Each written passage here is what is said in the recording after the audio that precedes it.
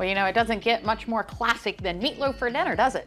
Everyone seems to have their own special recipe, and Big 1077 Steve Monz is absolutely no exception, and he joins us in the DelmarvaLife kitchen for the Monz meatloaf. The Monz meatloaf. Yeah. Mama Monz Italian meatloaf. Oh, but before we start, I have to ask you about this chef jacket you got on. That's pretty nice. Did you get that made for us? Well, no, I actually didn't. This we had this made for my dad. Oh. Growing up, my dad always did the cooking on the weekends.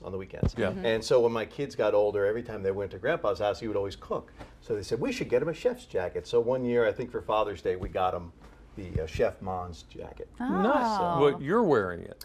Yes. So what happened was this past Father's Day, I had my dad over, and he had dinner, and he said it's time to pass the torch, and he took out the jacket, and he said, Really? because you're on DelmarvaLife cooking, you need the appropriate attire. Oh, And my. So I was taken aback. It was a big moment. Dad, thank you. He looks great. Wonderful. So. All right. So, of course, today, no exception. You're cooking for us, and you're making meatloaf. Well, we're all going to make meatloaf, Oh, which okay. is fun. This is a recipe that you can adapt it so many different ways. You can make it as a straight meatloaf, which a lot of people do, but I like to make it Italian style. Okay. Which is what we're going to do today. So we're going to get started. You actually have the secret ingredient. Most meatloafs, people will use like breadcrumbs, bread, different things like that. We're going to use Ritz crackers. Okay. So what you do, take those and you're going to put them in the bag, and you're just going to get to beating those up until they get as tiny little pieces as you can get. Well, this ought to relieve a little Yeah, stress. it's a good stress relief. Jimmy, are you saying I might be stressed? No. Just in case. It's a right. preventative measure. All right, what am I doing? Now, just as relaxing, you're going to get your hands into the meat here. Now, what we have, this is a combination of 1 pound of ground beef and 1 pound of ground pork, Okay. which the pork adds a nice flavor to it as well. Yes. Yeah. So what you're going to do is you're going to mix in our very simple, very few ingredients. The first you're going to add in is the Parmesan cheese. Parmesan cheese. Yep, there's about an eighth of a cup there. We throw that in, Okay. that Italian flavor. Then we go for the dried onions. The dried onions. Right there. And the reason I go with those is you put them in there, and then as the meat cooks and the juices come out, it actually expands the onions. Oh, okay. All right. Makes for a nice Makes sense. flavor. All right, good. Then we can add in the garlic, Improve which is a tablespoon of garlic. Don't you want more garlic than this? Well, you can go more depending on what your garlic threshold is. We usually have a lot of garlic in our house, but Jimmy's trying to get as much as possible out of there. Yes. Okay. And then you want to add in, we have oregano on the right, which is oregano. another tablespoon of that. Just sprinkle that all in. Oregano in there. And then the final ingredient is, this is an Italian seasoning. I can't lie, I got it. It's from Olive Garden, but it's really good. It has a combination of salt and different Italian spices. Okay.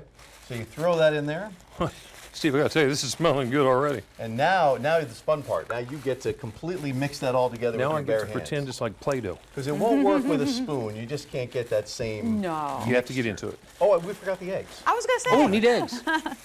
That'll give you a little bit of the liquid that you need. There we Some go. people add milk, some people add water. We do 2 eggs, and the 2 eggs seem to make just the right amount, right consistency. Whole egg, or do you just the yolk, or just the Oh, the whole egg. whole egg? Okay. I decided How you to doing? do it this way because I didn't want to be over here like making a whole bunch of noise. So do you think that's good enough? Oh, yeah, that's pretty good. That's Okay. not bad. It gets very addicting, actually. the more Yeah, you it's do almost, it's like one of those stress balls, you Right. know? But better, a bag of cookies. Now, once Jimmy's got that crackers, almost rather. all the way through, now we're going to add in the crackers, which will give it that'll bring it all together. It's all up to you, Lisa. There we go. You're the one that makes the difference. And the Ritz crackers are an interesting flavor because they're buttery. They also have a little bit of a sweetness to it. Yeah. So I found it works better than just your regular traditional breadcrumbs. You can use regular breadcrumbs if you want. You can use Italian breadcrumbs, whatever you like, but it's all a matter of taste. Okay. So, All right. so as we get that together, and what we're going to do is we're going to create a loaf out of that. The Okay, loaf. all right. And loaf then and the once meat. we do that, then the cheese will actually get secretly hidden in the middle. Ooh. Oh, really? Yep. Okay. So what So I guess we'll I do need is, to loaf it. Yep, if you can loaf that, do it and right we'll here? split it down the middle. All right. We'll put it right on the. Put it right there. I know they're going to want to get a good Thank you. shot of you loafing the meat. So joke in here somewhere, boys. Just saying. Don't know if I want to. Don't know if we want to go there, but that, yeah. All right. We've obviously done this before. Is that loafish? It's pretty good. Okay. Pretty good. And then what we'll do is, I've got a knife over here. well, what you can do is actually use your hand, kind of like what I use is my knuckles, and you just kind of go in there right in the We're middle. just kind of round it out. Yep, and just push right in. Don't be okay. afraid, because we're going to seal it all back up again. Gotcha. And you basically want to make space for the cheese. So do the cheese. And this part's important because don't be afraid to go a little bit longer with it, but you have to make sure that you completely encase the cheese or else it's going to sneak out during the cooking process. And you don't want that because No. it's secret cheese. Right. Okay. Right, it's a surprise when people cut into it and they're like, oh, cheese. These are things people don't need to know until that moment. Right. Okay, just So just plop that right in plop it there. right in. And now your job is to kind of, you got to I hide gotta it. close it up. Steve, I don't know if I made my thing deep enough. We may have a problem. Come on, Jimmy. Okay. You're a pro at loafing. Okay. So And guess what's wonderful about this is a great meal that you can have. The Italian style you can do with spaghetti. You can do it with garlic bread, which we made once before. And what's neat is there's always some left over. Nothing better than like a meatloaf sandwich the next day. Yes. Which I always like, especially if you put it on garlic bread. all right, so they're telling me that we have to take a little break But here. I'm still loafing. I know you're still loafing. He's just about got it. But then when we come back, he's going to finish it up, I'll and be then done we're going loafing. to taste it because obviously we're not going to wait for it to cook. We have another one Correct. through the magic of television. You know how it works, right? All right, stick around. DelmarvaLife will be right back. We'll keep loafing. As you can see, we have been loafing around the DelmarvaLife kitchen this afternoon. Steve Monz, the creator of this wonderful meatloaf. Well, you've actually created it. Well, yeah, but you showed me how. So I put on the sauce now, right? Yes, the sauce goes on the top. You can pick your favorite tomato sauce, whatever you like. Right. Put it right on top, lather it on there. That's going to give it more of that Italian flavor when we get to the finished product. Which you have, as a wonderful a man as you are, made one for us, so Yes. we don't have to wait on me. Right, because it does take an hour. What you do is it's 350 degrees. You go for 45 minutes, then you take it out, and then you actually can put more sauce and put more cheese on it and go back in for 15 minutes. So it's a full 60 minutes. And cheese, of course. Because there's never enough cheese. Never enough cheese. Lisa will be the first to tell you that. And the cheese is a combination on top of a provolone and mozzarella on top. So it's a nice Okay, Italian all right. flavor. So here Put we this in? have the finished one. Yes, you can put that in the Put it oven in? if you Okay, like. going in. Well, Now, you're going to cut that, right? yeah, I Is that am. going to be too warm for you? I'll let you know when I put it down.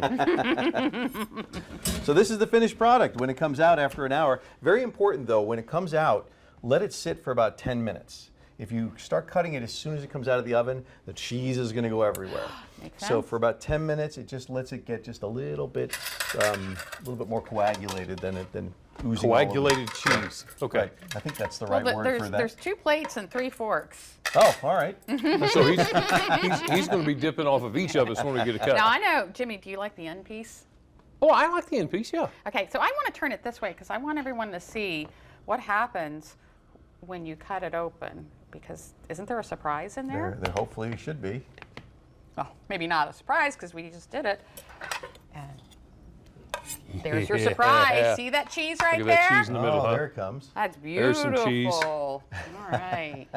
And it's really, you can see it's very juicy too. We're getting Really a lot. is. Yeah. And now don't be afraid too, if your meatloaf comes out pink, that's not a terrible thing. It's kind of considered medium rare, as they say. If you are concerned about making sure that your meatloaf is perfectly cooked, it should be 160 degrees inside if you have a Gotta have a thermometer. temperature thing. Right? Steve. This is awesome. Good? I'm liking this. Excellent. We're gonna have you back more often. Yeah, what are you Especially doing now that tomorrow? you're a chef. I'm taking our break. Oh, You got the coat and everything, so now you got to come back. Anytime. Always fun to cook. Always enjoy cooking. It's a great creative process. All right, Thank you stick so around. much. We're going to keep eating. Okay, we're going to do that TV magic again. DelmarvaLife will be right back while we eat. See you.